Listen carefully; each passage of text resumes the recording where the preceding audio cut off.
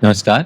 आज हम बात कर रहे हैं डीवीटी के बारे में। डीवीटी क्या होता है? हमारे जो पैर की नसें होती हैं, वो नसें जो खून को नीचे से ऊपर लेके आती हैं, जिसे वेन्स कहते हैं। इसमें 2 तरह की नसें होती हैं, अंदरूनी नसें जिसे डीप वेन्स कहते हैं और बाहरी नसें जो कि सुपरफिशियल वेन्स कहते हैं। मेन नसें होती हैं, अंदरूनी नसें होती हैं। इनमें अगर क्लॉट जम जाए तो उसे हम डीप वेन थ्रोम्बोसिस कहते हैं, यानी कि डीवीटी। इसका इलाज जो पहले के ज़माने में मेडिकल थेरेपी होता था, मेडिकल ट्रीटमेंट होता था, जिसमें कि हाई डोज ब्लड थिनर्स की हाई डोज दी जाती थी। 50% से ज़्यादा पेशेंट में ये क्लॉट या तो पूरी तरह से गलता नहीं था या फिर पार्शियल गलता था, एंड वो इसको लंबे समय के लिए हाई डोज की दवाइयों को खाना पड़ता था। इससे क्या होता था, पेशेंट को ब्लीडिंग होने का रिस्क भी रहता था और नसों के खुलने की दर यानी रिकैनालाइजेशन रेट जो रहती थी वो कम होती थी और लंबे समय तक, सालों साल या 15 महीने, 18 महीने, 24 महीने तक पेशेंट को खून पतला करने की दवाइयों पे रखा जाता था।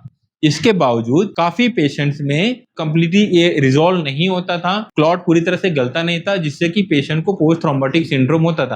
पोस्ट थ्रोम्बोटिक सिंड्रोम में क्या होता है, क्लॉट नहीं गलने की वजह से शरीर पैर जो है नई नसें बना लेता था, इससे नसों का गुच्छा बन जाता था, जिसे वेरिकोज वेन्स कहते हैं। पैर काला पड़ सकता है या पैर का स्किन जो है मोटा हो जाता था या पैरों में सूजन आ जाता था। ये सारे के सारे जो कंडीशन है पोस्ट थ्रोम्बोटिक सिंड्रोम है। आज की डेट में डीवीटी का बहुत सरल एंड इफेक्टिव ट्रीटमेंट आ गया है, जिसे हम कहते हैं मैकेनिकल थ्रोम्बेक्टोमी या फिर मैकेनिकल थ्रोम्बो एस्पिरेशन।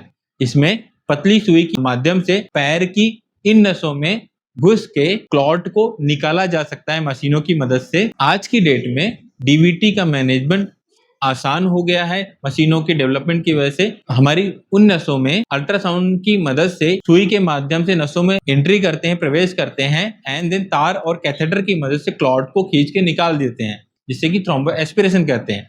फिर उसके बाद में इन पेशेंट्स को ब्लड थिनर की लो डोज पे रखते हैं। ये लो डोज जो रहता है 1 से 2 महीने तक सफिशिएंट रहता है जनरली, और पेशेंट को 14 से 15 दिनों में अच्छा रिस्पॉन्स आ जाता है, उनकी स्वेलिंग कम हो जाती है एंड पेशेंट अपना रूटीन काम कर सकते हैं।